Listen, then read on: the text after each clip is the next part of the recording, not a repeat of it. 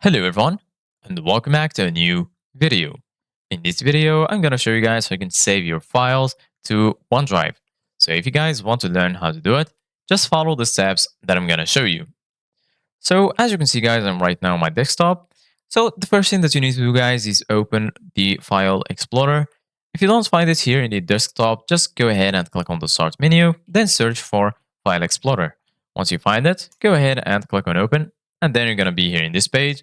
Once you're here, in the left, you're going to find all of the sections. Here you're going to find Home, Gallery, and right here, you're going to find OneDrive. So right now, go ahead and right click on OneDrive. Then right here, you're going to find all of these options. Here you can copy it, expand it, open in a new tab, and so on. And here you're going to find the option to always keep on this device, free up space, and here you're going to find OneDrive. Go ahead and click on OneDrive. Then right here, you're going to find View Online, Settings, and lastly, right here, you're going to find Folder Color. So right now, go ahead and click on Settings. And then this will take you to this window right here. Once you're here, as you can see guys in the left, you're going to find these sections. Here you're going to find Sync and Backup, Accounts, Notifications, and lastly right here you're going to find About.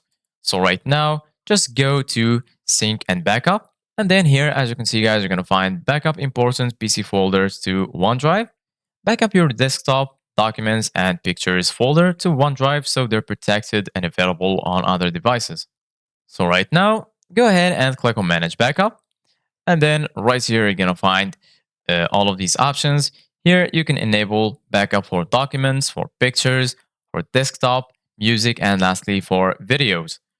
Go ahead and enable the options that you want. And then once you finish, go ahead and click on Save Changes. And then you're good to go. Thank you guys for watching. See you guys in the next video.